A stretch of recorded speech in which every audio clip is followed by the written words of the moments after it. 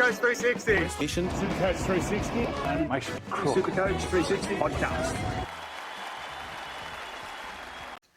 All right, welcome to the show, Brad Smith. Thanks for joining us, Brad. How you doing? Yeah, good, mate. How's things going? You enjoyed the game over the weekend, no doubt. Footy's back. Yeah, how good was it? Mary All-Stars got up. Absolute belter it was. No, it was great. Great to see footy's back and some really good young talent running around out there to have a little wet our taste buds.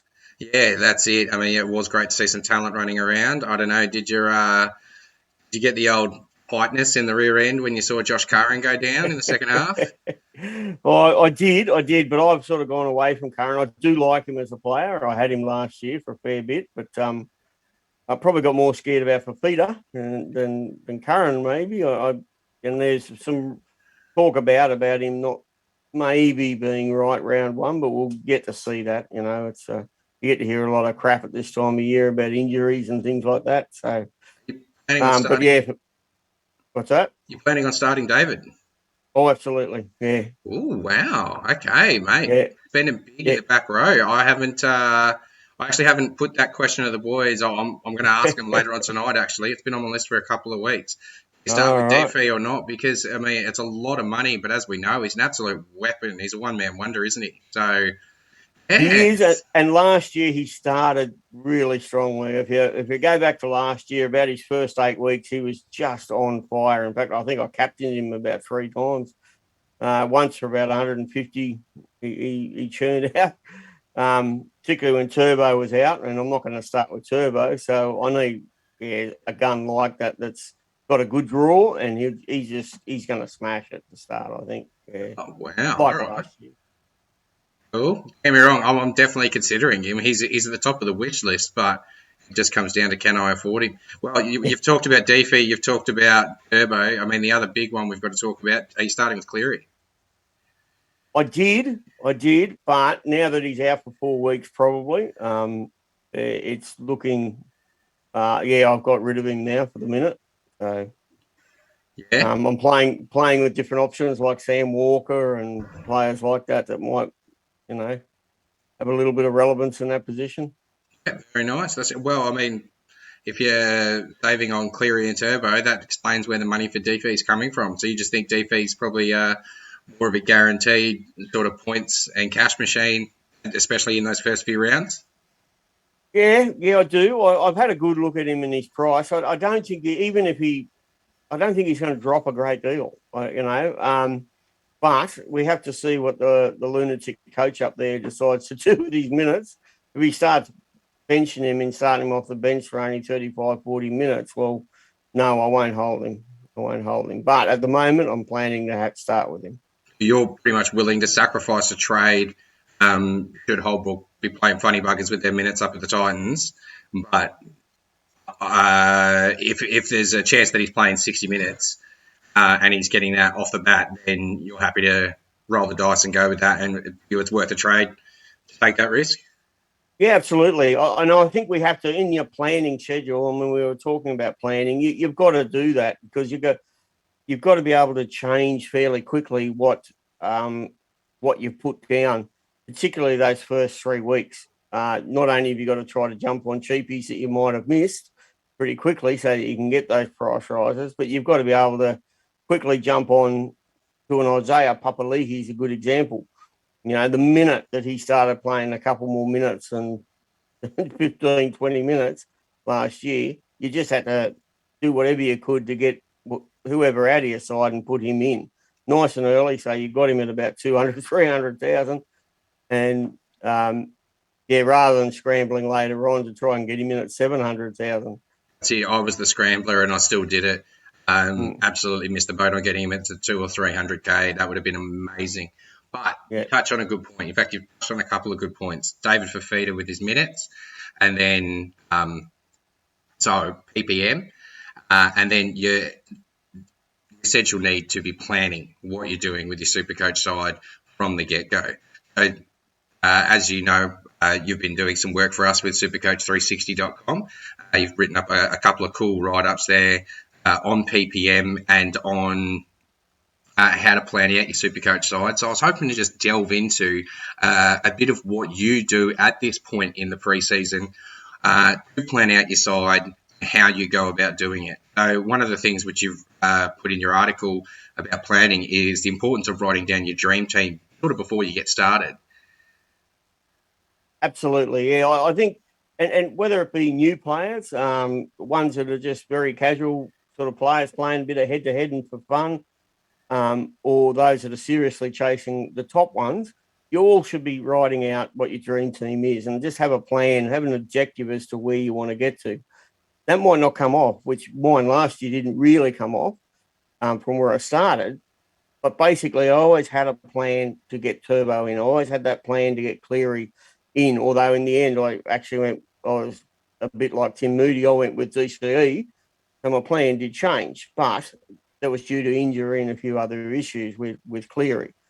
So, yeah, you've got to plan ahead. And, I'd be planning in about 8 weeks, 6 to 8 weeks in advance about what potential trades I was looking at in 6 to 8 weeks' time from where I am now.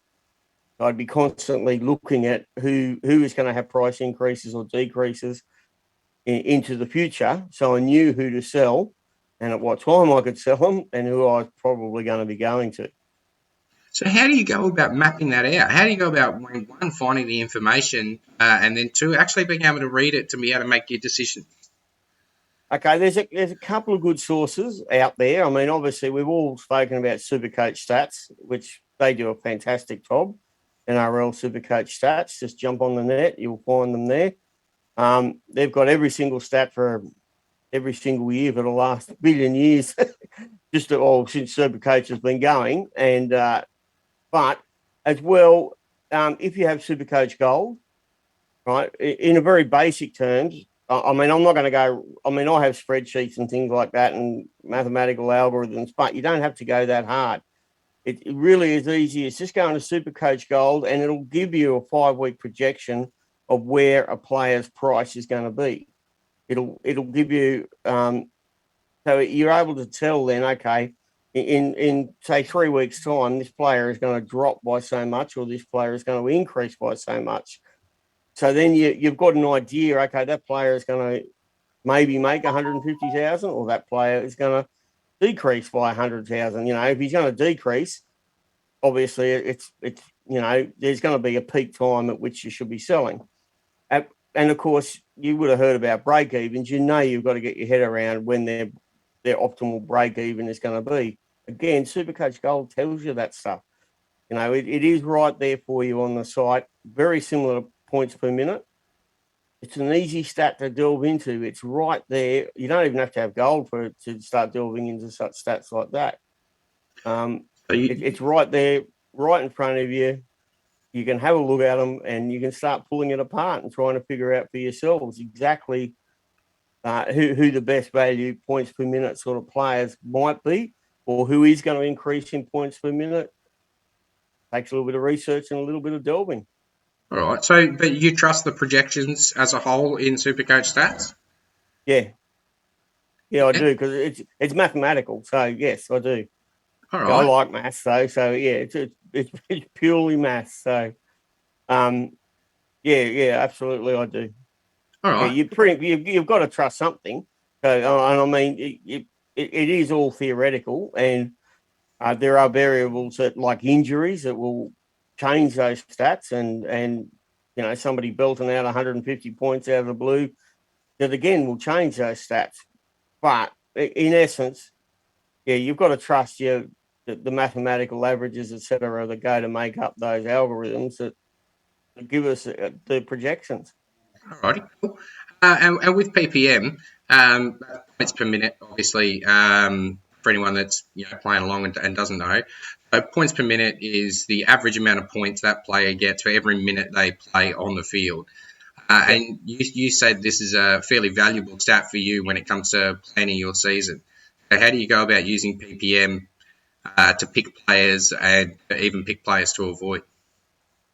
Well, points per minute. I mean, basically, obviously, if a player is an 80-minute player and he averages over the 2021 season, 1 point per minute, that means he's going to get 80 points a game. So, for instance, in the backs, if a player has, like, say, a Brian Toto, I think he was 0.9 last year, he plays 80 minutes, that means he's going to get 70 points minimum a game on average. I mean, that's gold. So you just look at that and go, okay, that's a player I need to have. That's 70 points. So mathematically, you can just instantly see and spot, what is a valuable player and what is not a valuable player. I'll give another example of that. There's a lot of people have been picking Hayes Dunster this year from Parramatta. But when I looked into his stats, he's had a fair chunk of games. I think he might have played about 15 games or something last year. I'm not really sure offhand, but he played a fair stack, so there's a good sample size to look at. And he only got, I think, 0.5 points per minute last year over that sample sizing. Now, I know he's a back, and backs sometimes fluctuate very heavily with how many points that they get, depending upon tries and attacking stats, which is what they really rely on. But 0.5, even for a sort of moderate cheapie, probably scares me a little bit. I go, okay, well, so that gives me an idea not to possibly look at that player heavily, to look at other players like, and I did point this out in one of the articles, Isaac Targo. I think Isaac Targo had about 7 games last year, averaged only about 40 minutes per game, still churned out 0.9 points per minute. I know he's playing for a gun team in Penrith, but that tells me he's a cheapie you should be targeting, because if he gets the starting centre spot, which he's likely to, that's 80 minutes he's going to be on the field.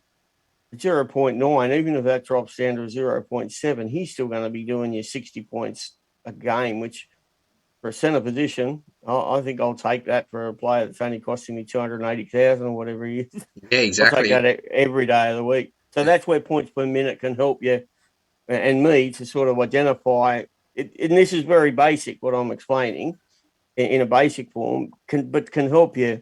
And anyone can do it. Anyone can look at those figures. They're just right there in front of you. So what I urge people is have fun with it. The points per minute is on the Supercoach site. The minutes played for each player is on there. You don't have to be a gold subscriber or anything. Get into it, have a bit of fun, and just see what sort of gold you can dig up. That's what it's all about, isn't it? Awesome. And if you want a little bit of a recap on how to go about that, make sure you check out Brad's articles on the Supercoach 360 website, www.supercoach360.com. Thank you very much for joining us, Brad. Cheers. All right. Cheers, guys. Good luck, and we'll talk in a little while.